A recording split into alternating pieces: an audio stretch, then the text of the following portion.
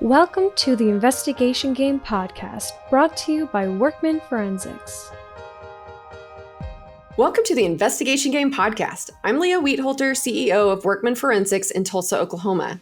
Joining me today are Stephen Murray and Javier Pena. As a special agent with the Drug Enforcement Administration, or DEA, Steve Murphy and his partner, Javier Pena, led U.S. efforts in Colombia to target the world's first narco-terrorist and the world's most wanted criminal, Pablo Escobar. Living and working alongside their Colombian National Police counterparts in Colombia, as well as with the elite U.S. military units, their efforts resulted in the dismantlement of the largest and most violent international drug trafficking organization of its time. U.S. and international law enforcement continue to utilize many of the strategies and innovative ideas that were created and implemented by Steve and Javier. Steve began his law enforcement career in 1975 as a police officer in the city of Bluefield, West Virginia. In 1987, Steve became a special agent with the DEA. His agent assignments included Miami, Florida, Bogota, Colombia, and Greensboro, North Carolina. Earning progressive promotions and leadership roles, Steve served 2 tours in Atlanta, Georgia, where he was assigned to the high-intensity drug trafficking area office and led the mobile enforcement team program. He created and directed the Atlanta Organized Crime Drug Enforcement Task Force. In 2001, Steve was assigned to the Special Operations Division in Washington, D.C., serving as an assistant special agent in charge and as the executive assistant to the director. In 2009, Steve was promoted to the senior executive service ranks as deputy assistant administrator over DEA's Office of Special Intelligence in Washington, D.C., and later as the special agent in charge or director of the Department of Justice OCDEF Fusion Center, where he remained until his retirement in 2013 after over 37 years in law enforcement. Javier Pena retired from the DEA as a special agent in charge in January 2014 after 30 years of service. His career was highlighted by his volunteering for assignment to the DEA office in Bogota, Colombia in 1988, where then Special Agent Pena and his partner, then Special Agent Steve Murphy, set out to bring down the notorious Medellin drug cartel led by Pablo Escobar. Mr. Pena is regarded as a subject matter expert on the Medellin Cartel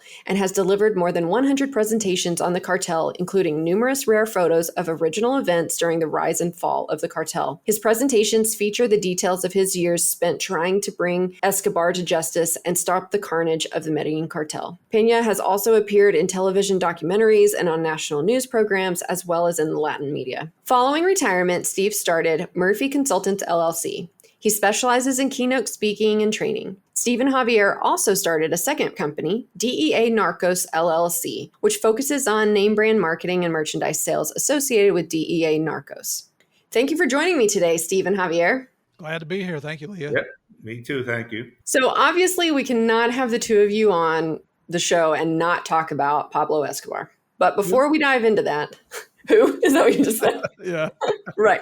So, we definitely have to talk about that. We have to talk about the show Narcos. But before we dive into that, I'd like to learn a little more about how the two of you became investigators and if it was something you always planned to do or kind of stumbled into it. So we can start with you, Steve. Oh, thank you, Leah. In 1975, started as a small town uniformed police officer in a little town called Bluefield, West Virginia. Worked uniform for 6 years, then transferred over to become a railroad police officer in Norfolk, Virginia, which with the company is now Norfolk Southern Railway. And quite honestly, did that for the money because it paid much better than the city paid, a small town police department paid. Did that for 5.5 years, but realized that there wasn't a lot of investigating there.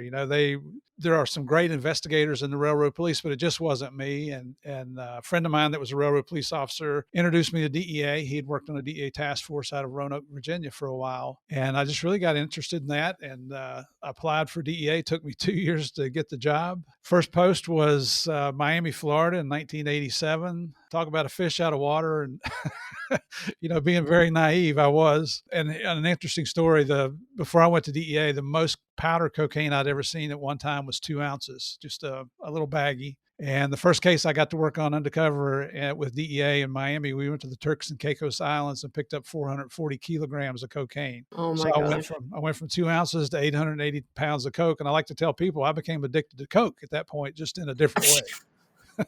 Oh my gosh. Yeah. So did you always think you would be in law enforcement though, before you started off as a police officer? Since I was about 10 years old, I've really never wanted to do anything else other than being a cop. And I have to say I enjoyed being a uniformed cop. I would not enjoy it today, but DEA turned out to be a place that it was like a dream come true. You get to travel the world.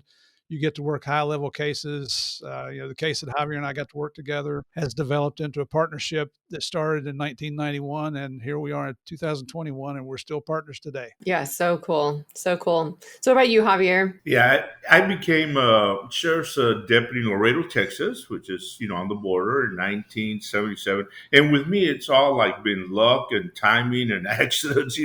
I was doing an internship at the prison unit. I was in college, and I got interested. And then all of a sudden, sheriff's department in Laredo was hiring. I applied. Got accepted, and it was the best of both worlds. I was living with my grandparents, which, as you know, I had it made, home cooked meals, and I worked at the sheriff's office. I had the night shift, and I get off at work at 7 a.m., go shower, and hit the classes again till about noon.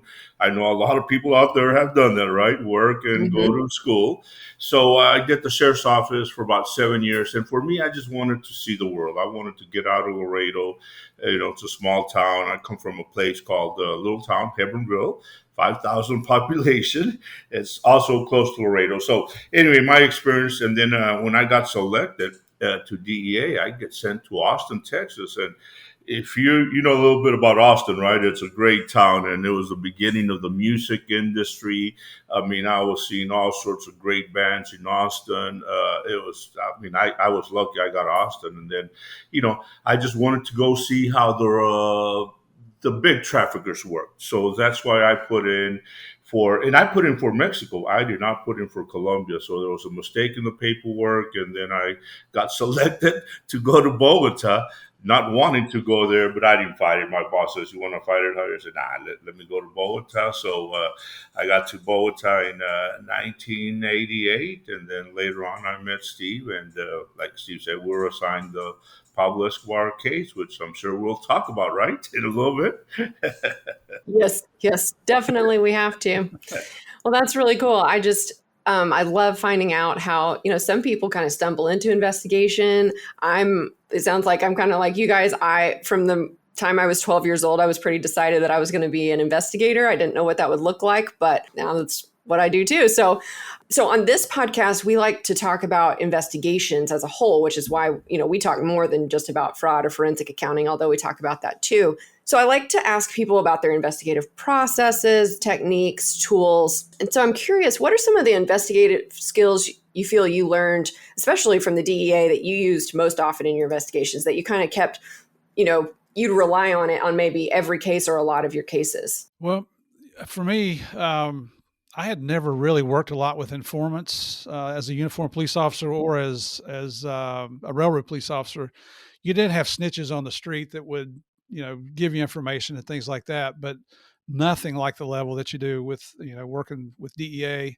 Not to mention the amount of money that you were able to pay informants. You could actually pay them money and not pull $20 out of your pocket like you do as a street cop, And we got an introduction to intercepting telephone communications. I did not do that in Miami. We were so busy with importation cases, season. My gosh, it was the late 1980s, and if you couldn't make a drug case in South Florida, you need to find a different occupation. It was literally falling out of the sky and washing up on the beaches. So I guess those are the two big things. But you also become very adept at surveillance because you're on the street every day. If you're making cases, you're out on the street every day doing surveillance, either on the bad guys or trying to follow up on information. And you know what? If you had a down day, sometimes you go do surveillance on your informants and find out what they were up to because you needed, you needed their credibility to get them into court. So I'll be honest with you, I was like a kid in a candy store when I joined DEA. I loved it. I did it for 26 years, never looked back. Wouldn't trade it for anything. So I have a question about informants. Is there a primary motivation, or is it kind of all across the board? What would motivate an informant? It's across the board. And that's one of the first things you have to determine when you're, talking to a potential informant. What is his motivation? Is he doing it to work off a charge against him? Is he doing it to make money? Is he doing it to take the competition out? Is he doing it to get revenge at somebody? There's a variety of different reasons. And that's one of the first things you really have to establish. And you need to do a little bit of investigative work on that just so you can corroborate, because it helps you know, it sounds a little far, but I mean, a little strange, but it helps you to know how far you can push that informant to get what you need. You Mm. know, if he's working off charges, you can push a lot harder. If you know he's working just strictly for money, as you know, like a mercenary, well, there's other ways that you handle that. So each situation can be rather unique. Yeah, interesting. In fraud investigations, I feel like the informants are typically whistleblowers, and there's kind of a primary motivation I've seen, and it's usually that they've been cut out of the deal. So that's why I asked that question. Revenge. When they've been Revenge. cut out of the scheme, that's when they decide, I think I'm going to report this to the owner. Yeah. Yeah. What about you, Javier? Whenever you were working cases, are there any skills, techniques, tools that you relied on in a lot of your cases? Yeah, and I'm going to echo what Steve said. And just to further with informants, because I mean, we do work a lot with informants. You have to corroborate the information. You have to go out there and make sure. The first thing is the guy lying, or the guy or girl, are they lying? So once you can establish that that person is telling the truth and is knows what's going on, then it's a different ball game. I like to use sometimes, out of 10 possible informants, 3 are going to be good. The rest are not. And it's and in Colombia, the experience we gathered with informants was wow. It was just an eye opener. A lot would read the paper, then they'd come in and they would tell you what's in the newspaper. But then, you know what? The person that's working for money, and a lot of it is that motivation that you all have been talking about. What's the motivation of that informant? Is it a revenge? Is it, I got cut out of a deal, the money, working off of beef? But the main thing you have to remember is that informants will work for you and they'll work against you. I mean, they may be giving you information. Hey, there's a load coming in through this side of the country, while they're running their own loads through the other side. And then the other one is when they get caught, it's like, hey, I'm working for Javier Pena. Oh, that's a Yep. big one. It was, well, it was not, Oh, it was man. not righteous. And we would see that a lot. So you just got to be careful. But you need that information and you need to corroborate. But, and like Steve mentioned, the Title III, the telephone intercepts. I mean, we used to say, you know what, informants lie, telephones do not. Yeah, so it's just corroborate as much as you can. Yeah, it's interesting. Whenever we're working a fraud case, we might have somebody informing, like a whistleblower. But then one of the things that my team and I do is we are always looking for what's the best data source. And so it's kind of equivalent to what you're talking about, those wiretaps. If you can get that, I mean, that's an excellent data source to corroborate.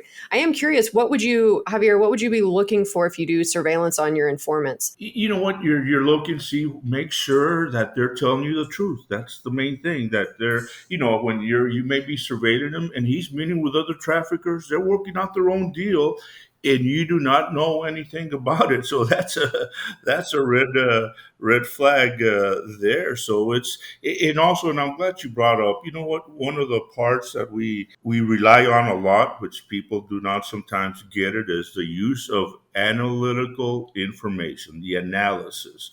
You know what I'm talking about, right? I mean, there's all sorts of sources where you can analyze. With us, Steve and I had it made because we had analysts, assigned to us, intelligence analysts, and you give them a phone number and they're going to do the background on that phone number. It's like, wow, look at all this information on that person, on associates. So that's one of the things, I know there's some investigators out there, but use all the analytical means possible in verifying and furthering that information. Yeah, for sure. I'm a big fan of analytics, but then also talking to people. And so that's kind of what I feel like you're describing. You Right. can't That's the main thing. just use data, but you can't also just rely on what people are saying and to build a great case. Right. And that's one of the best partnerships we've ever seen, is when you get an agent and an analyst that can get along, that they'll complement each other. It's hard to beat that team because you've got,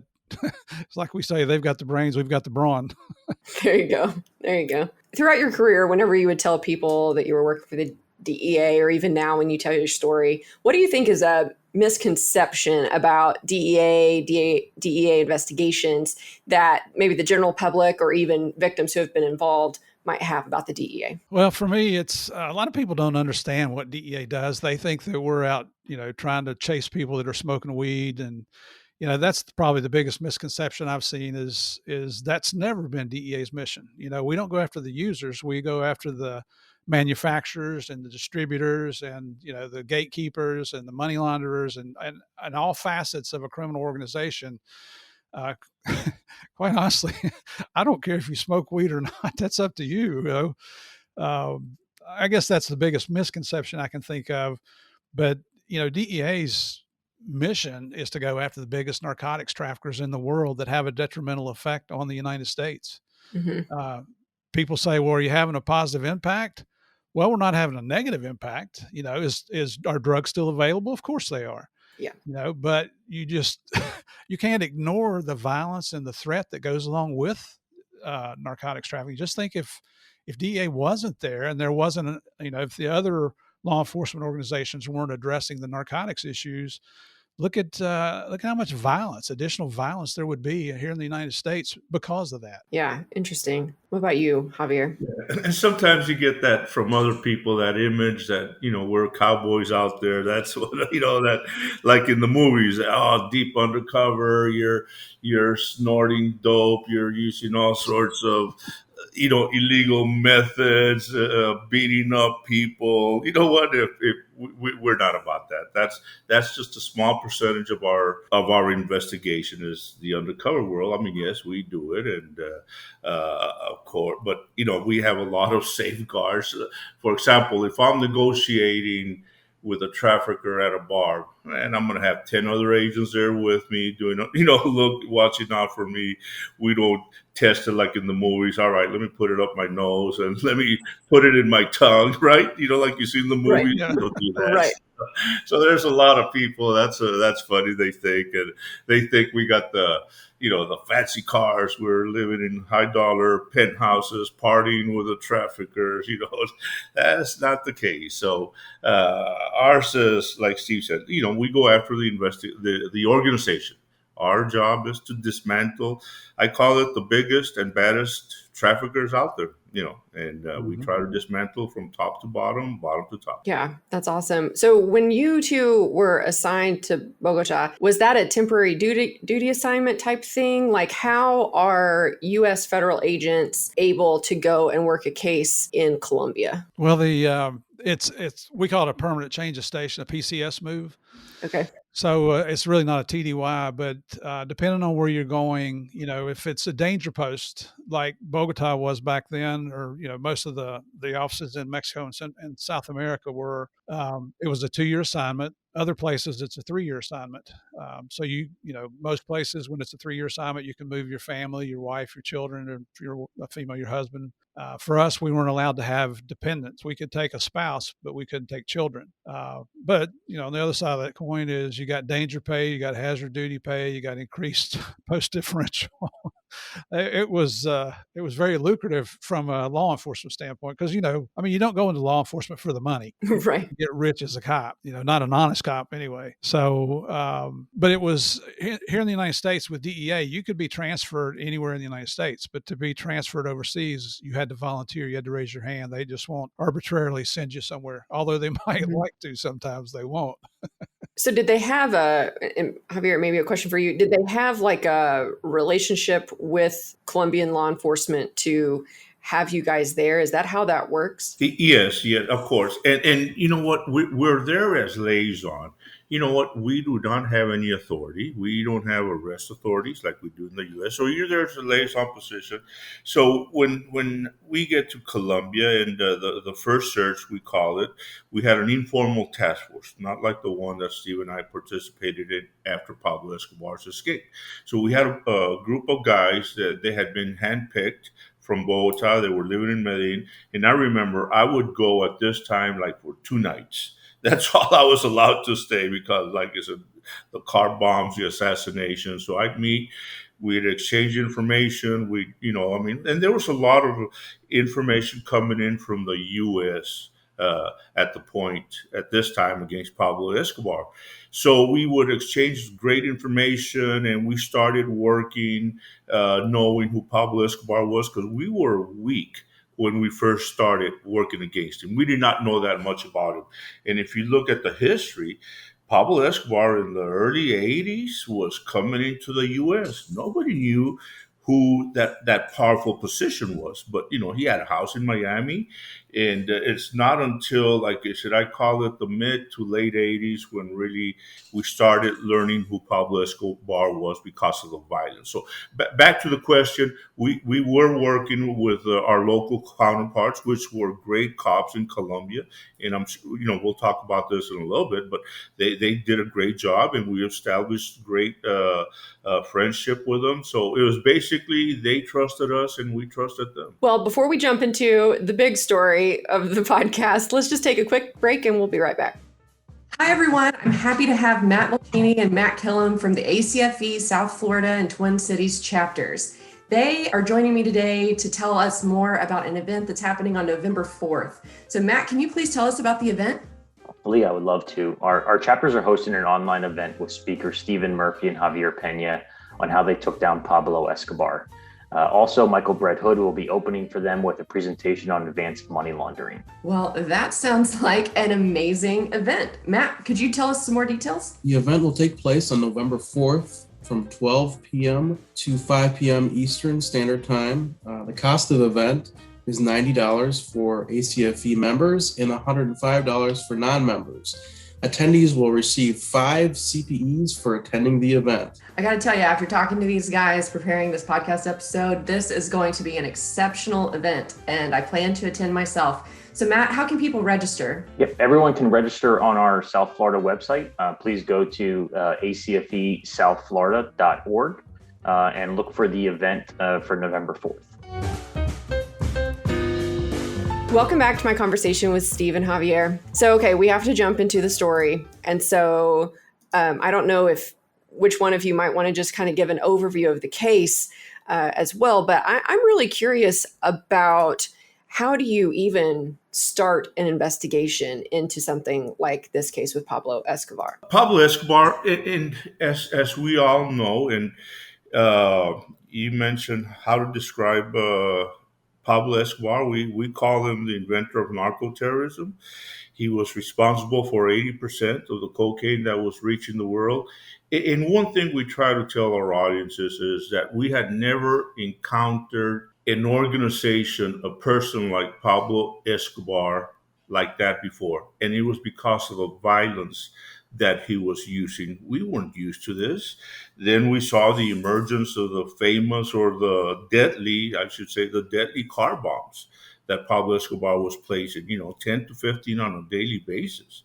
So we saw a lot of innocent people get killed. And like I said earlier, then we started realizing that Pablo Escobar had an empire that we had never seen. 80% of the cocaine reaching the world was sent by Pablo Escobar. Miami was his base. There's a lot of money that was being spent in Miami. We like to equate Miami. Remember the Scarface movie? I mean, we say Scarface, a lot of people have watched it. That was what's going on in Miami at this time. The violence, the money. But it was a battle. It was a fight. It was a search for Pablo Escobar. But we never realized how major, how violent, and how, like I said, the terrorism that he had. And that was our obstacle, trying to overcome that terrorism from Pablo Escobar. So with this violence, was he was he using it to keep his organization working, kind of like a mob, like the mafia would? Or was he targeting people outside of his organization as well? What made his violence, I guess, so extreme? Well, it was against anybody. Primarily his competition. Believe it or not, at one point, Pablo got along with the Rodriguez Oruela brothers in Cali, but then there's it's kind of like the Hatfield McCoy myths here. The feud here in the United States. There's several different reasons that people say led to the disconnect between the two organizations. But Pablo was the kind of guy that, and this is what Javier and I believe, is that his power and his wealth kind of went to his head, and he felt invincible. And so he got to the point where he was used to telling you, Leah, this is what I want you to do. This is what you're going to do. And then when you don't do it, they kill you. Well, that message gets out. and it's all about him. It's not about anything else. It's about, he wanted to run. Well, he did run for Congress, actually got elected as an alternate. And then that guy stepped down and, he took his place. Didn't last very long. He got booted out because of the Minister of Justice down there, who paid for it with his life, Rodrigo Lara Bonilla. The other thing is he wanted to run for president. And in his mind, it certainly seems like he thought he was the god of Colombia, and that everybody adored him. His ego was completely out of control. Once Javier and I got in his prison and started looking at some of the letters that people were writing him or from around the world, you could tell, there's a lot of sick people that look at that and think that's something to look up to. We even see it on our social media sites. We get some really nasty messages from some people. We got, some people want to kill us. Some people want to see us die. Some people just, want to tout the praises of Pablo Escobar. And I'm just thinking, could you think of anything stupider to say than that? Do a little research and find out this guy's nothing but a mass murderer. Like Javier said, he's the world's first narco-terrorist. He wasn't a narcotics trafficker. He was a terrorist. Yeah. He came up with a term called plata or plomo. You want a bullet or you want some money. And basically how that worked, and I saw it when it was first initiated, a couple of sicarios, assassins, walked into the judge's office in Medellin and said, Judge, we're being sent by Mr. Pablo Escobar. And in this briefcase, sir, there's $100,000. Judge, all you have to do is drop the charges against our boss, Pablo Escobar. This money's here. So the judge kicked him out. Well, the next day, they killed the judge, his wife, and his kids. So that was the attitude from Pablo Escobar. Plata, very famous saying, plata or plomo, bullet or you want some money. And then, like I said, I don't know, just the car bombs always take out, assassinations, the kidnappings. Then he had bounties on police officers. Have you ever heard of putting bounties on police officers? So all the assassins, and that's one other thing when we talk to people, we missed is we did not know how to handle the sicarios, assassins. Escobar at his height had about 500 assassins, sicarios working for him, and their allegiance was to kill or die for Pablo Escobar. So how do you combat, this? So we learned a lot. Obviously, we weren't used to this type of a war, and you have to adapt and learn and try to stay on top of it. How did he get so out of control? Was it kind of a slow rise? How did it get to the point where Colombian officials, law enforcement, it just sounds like it got completely out of control. Well, if you look at the history of Colombia, it's one of the most beautiful places in the world. Javier and I love the place. We really do. We always give it credit. We give credit to the Colombian National Police for what went on down there, how they addressed the situation. But if you go back and look at their history, it has an extremely violent history. There's even one part of their history they call La Violencia, the violent times. So, and if you read some of the books and you believe them about Escobar and how he grew up, his family saw the violence where these band of marauders, vigilantes, whatever you call them, would come through with machetes and kick your door open in the middle of the night and kill people. And, he saw that. But at a young age, I think he also saw that he had an opportunity to make some money in cocaine. He started out as a petty thief. He was stealing hubcaps off of cars. He was stealing gravestones out of the cemeteries. Real admirable occupation there. But he got involved in a small cocaine deal and realized how much money he could make off of it. So he went and killed the guy and took his spot. So it's I think probably when he saw that there was no retribution for murder, it just continued from there. It's sure. It really is a different world down there. I went down very naive and thank the good Lord I had Javier there to kind of look out for me when I first got started. But it's very, very different down there. And yet to that point, you mentioned how the government, it's and you know what, and this is history. When Pablo Escobar is killing as many people as possible, the car bombs, assassination. It's if you talk to anybody who lived in this time in Colombia, they'll tell you. I mean, it was just indiscriminate use of the bombs, the killings.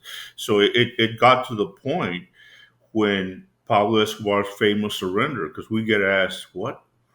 How did he work out that surrender? We call it the deal of a lifetime. Well, Colombia was tired of all the killings, of all the bombs, of all it was people couldn't go out on weekends, mothers with their kids come straight home. It was just out of control. So that violence is what triggered Pablo Escobar when he surrendered was the deal of a lifetime. Called up the government and said, basically, I'm willing to stop my bombing campaign and willing to self-surrender. What are you, if you're part of the government, what are you going to say? Of course, right? I mean, wow, this guy's going to surrender. The killings will stop. And he surrendered. The killings did stop. The bombing stopped. It was peaceful. So obviously we could talk about hours on this, but it's part of history, what we call it, the surrender. So I have to ask because I think listeners, if they don't know the story, are going to want to know what kind of deal was he trying to work with the surrender? Because it doesn't sound like a guy who doesn't do anything, that there's not something in it for himself. So, well, there were some stipulations to his surrender, because they were, the government was elated when he agreed to surrender, and it's so here's the stipulations. He came in, he said, first of all, I will build my own prison because I don't want the citizens of Colombia to have to bear that tax burden. And the government said, okay, and then he said, well, I'm going to hire my own guards up there because, again, I can afford to pay them and, don't want the citizens to have to bear that burden as well. And the government said, okay. And then he said, well, I'm going to handpick my fellow prisoners. There's only going to be 13 and me. And he had his brother was one of those. It was his most trusted associates, people he felt that would protect him, that were willing to die for him. And that's exactly what he got in there. The government said, okay. And then he said, well, you know what? I don't want any good guys. The gringos, the Colombian National Police, Colombian military cannot come within 2 miles of the perimeter of our prison. Because I'm worried about them trying to kidnap me and extradite me to the United States. And I have this deal with you, the government of Colombia. And the government said, okay. And part of that deal was he only got 5 years in prison. Now, for pleading guilty to one crime that he got to select, I think it was unwittingly participating in the transportation of 300 kilos of coke or some crap like that. All other crimes, including murder, he was absolved of. So, and then lastly, there were no stipulations to take any of his assets.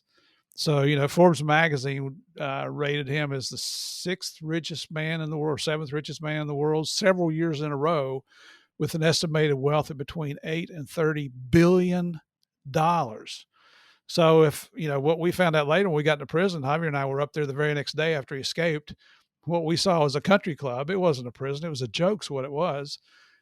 We also learned that, he was coming and going from that prison as he pleased. He would go spend the night with his wife and children. He'd go to restaurants. He'd go to soccer games. He just went wherever he wanted to, So in those kind of conditions, and then you get to keep the $30 billion, I think I could have probably stood on my head for maybe 5 years and be a free man. Right. It's just it's outrageously ridiculous. And during those 5 years, did all the killing and car bombing and all of that, did it stop? Yeah, it stopped. Oh yeah, no more car bombs. People were coming out again.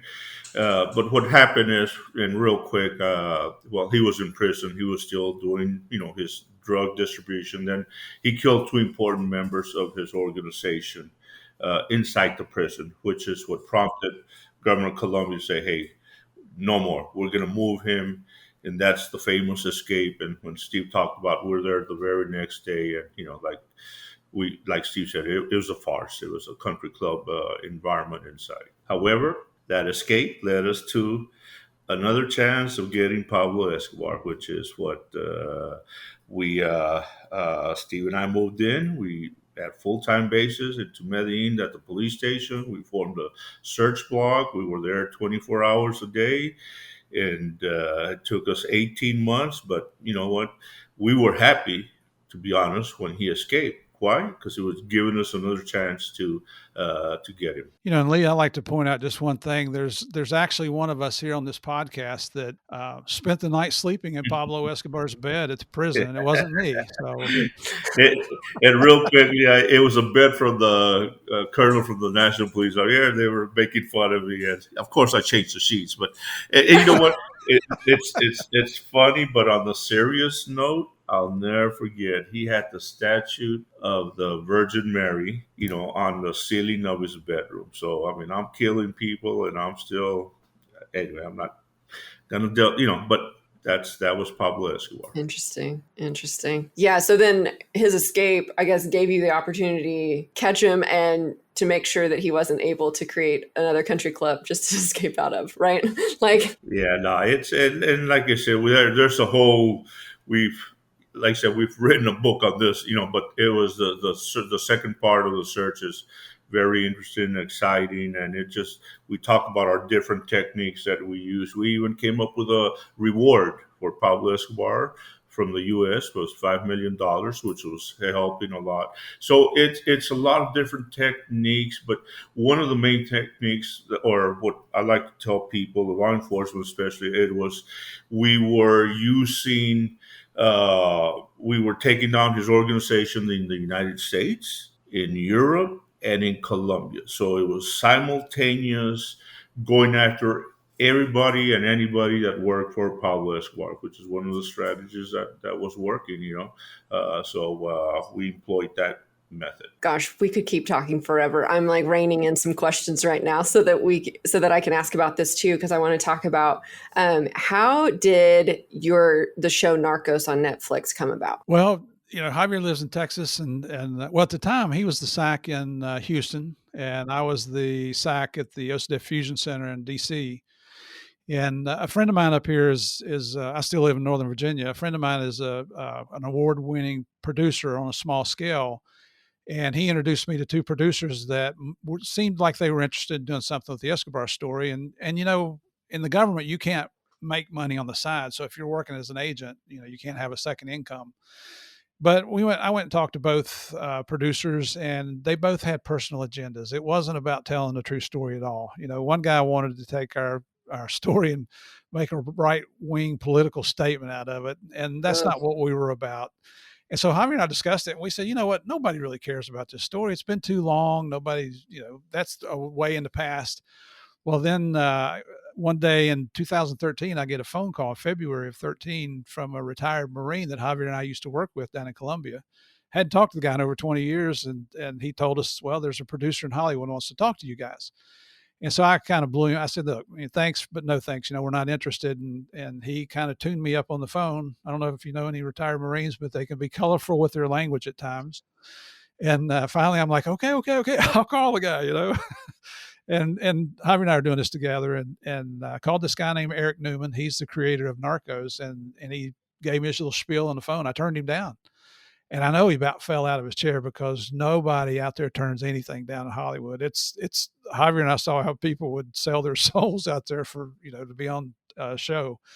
So anyway, make a real long story short, he flew to Washington with two writers. I met him for dinner.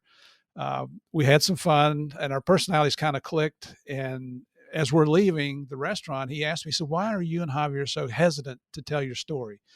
And we said, the last thing we want is that anybody would ever glorify a mass murderer like Pablo Escobar. And he promised us that night, I'll never do that. He's lived up to his word all these years later. So I had that dinner in March, and Javier and I are both on board. In May, we signed contracts, not knowing it was Netflix, but we signed contracts with a production company. In June, at the end of June, I retired from DEA after almost 38 years as a police officer. And in July, Javier and I were sitting in Hollywood in a writer's room starting to write Narcos. That's how it came about. Wow, that's awesome. Yeah. So you actually sat down with the writers and told them the story, and then they we told them. It was funny because we're not Hollywood people, so we were telling them the facts, right? Just the facts, ma'am. Told them the truth, and then all of a sudden, so they would send you the script. So after an episode, so we would see the script. I'd call Steve, what the hell is this? This didn't happen. So we don't know Hollywood. So we called, and the producer very politely says, "Yeah, we are using artistic licenses. So artistic license means a lot. That basically they can change the story and however they want to change it." So, but you know what? When it came out, I didn't think people were going to watch it. In fact, Steve and I had a conversation. We called each other, I think, after the first show. Wow, no one's going to watch this. Wow, were we surprised? After a while, the story had a worldwide appeal. Everybody was watching it. They were excited. We never expected it. So then all of a sudden, there's another series comes up. Pablo Escobar was done in 20 shows, right, Steve?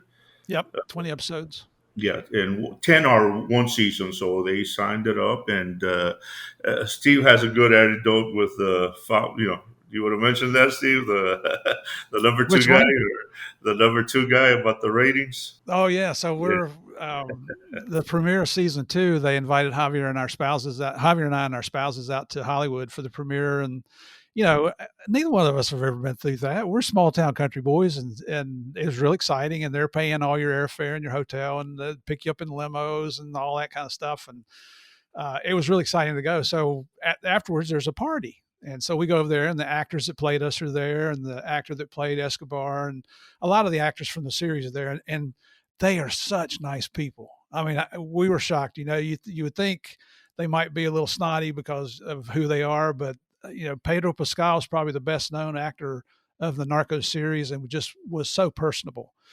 But anyway, so we're there, and I don't drink alcohol, but I still go to parties, and I hang out at bars with the guys, and we're in there, and I walked up to the number 2 guy on Netflix, and I said, "Hey, so and he was being very nice. And I said, "Tell us the truth now. How successful is Narcos?" "Oh, everything's a secret with Narcos. We don't discuss that openly, but I just tell you it's a good show." And so I gave him another 30 minutes, and he'd had several more drinks. And I walked up to him and I said, "So can you tell me anything about Narcos?" He said, "All right, don't pass this along." He said, "You ever heard of that show we do called, I just forgot. House of Cards. House of Cards?" Everybody's heard of House of Cards. He said, "That's our number 1 show. Narcos is knocking on the door." That's awesome. And I think last year I saw an article, or maybe earlier this year, where Narcos is the fourth all-time most viewed original content series that Netflix put out. So that's pretty good. That's awesome. Yeah. And for the listeners out there, I drink for Steve. So when we go out drinking, I got to drink his share. So.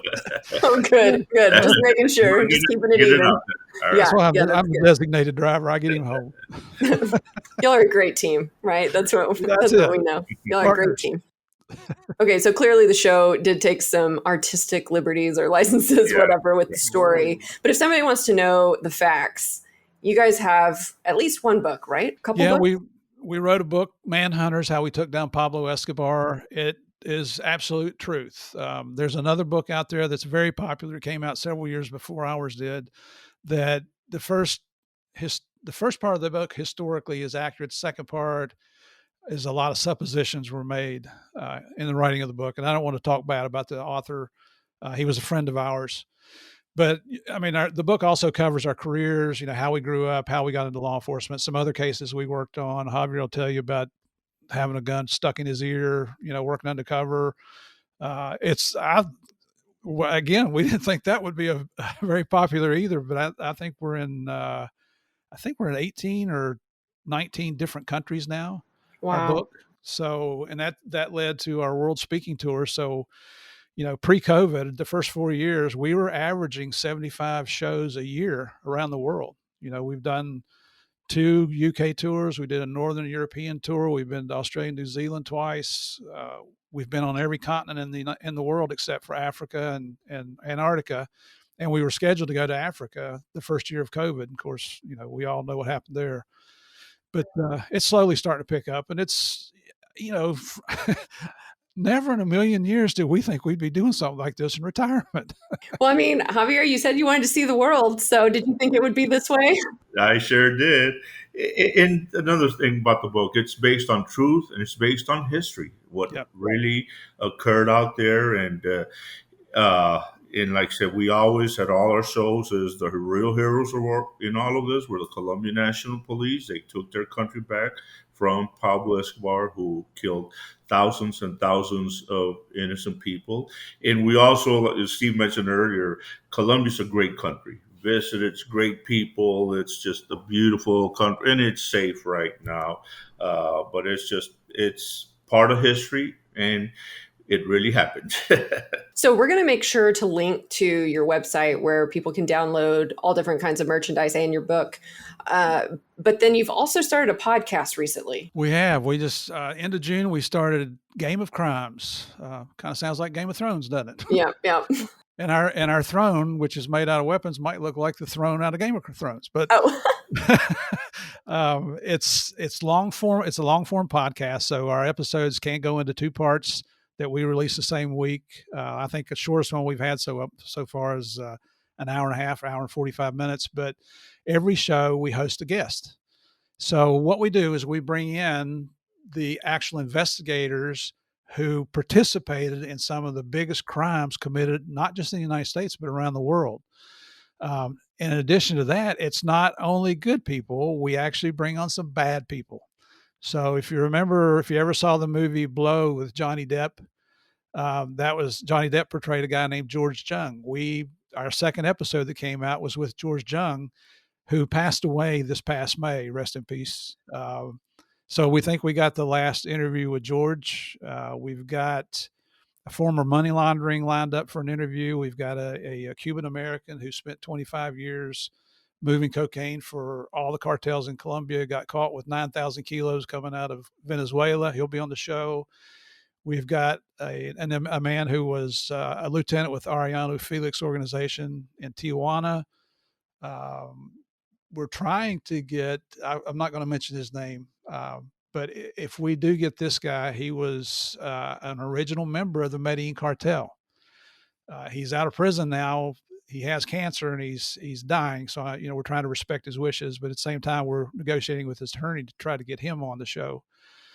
So it's fun. We're going to have Ed Davis, who was the commissioner of the Boston Police during the Boston Marathon bombing. Dave Reichert, who was the lead investigator in the Green River serial murder case. I mean, it just keeps going on and on. It's amazing. And the whole point is to show the world the truth about what goes on in law enforcement. It's not one of these cases where people read a little history about a crime and then get on there and report it. So we bring the real people on there. Yeah. Wow. This is coming firsthand from the investigators. So cool. We'll make sure to link to that podcast as well, because I know that our listeners are really going to be interested in that. A really unique taste. I mean, there's a lot of true crime fans, but to listen to the investigator who investigated, I think is so valuable. I mean, I always learned something, even just asking these questions like, oh, I hadn't thought about doing surveillance to check this and this. So you've already given me ideas just in talking about this, and I don't investigate drug deals. So it's just always a pleasure. And it's been such a pleasure talking to both of you. And I really appreciate your time to talk to me and to talk to our listeners. And we'll make sure to link to everything. And thank you so much. Very good. It's a pleasure being on here. Thanks for having us on the show, Leah. Likewise. Thank you, Leah. Appreciate it. Thank you for listening to The Investigation Game. For more information on any of the topics brought up on this show, visit workmanforensics.com. If you enjoyed our show, be sure to subscribe and leave a review. You can also connect with us on any social media platform by searching Workman Forensics. If you have any questions or topic ideas, please email us at podcast@workmanforensics.com. Thank you.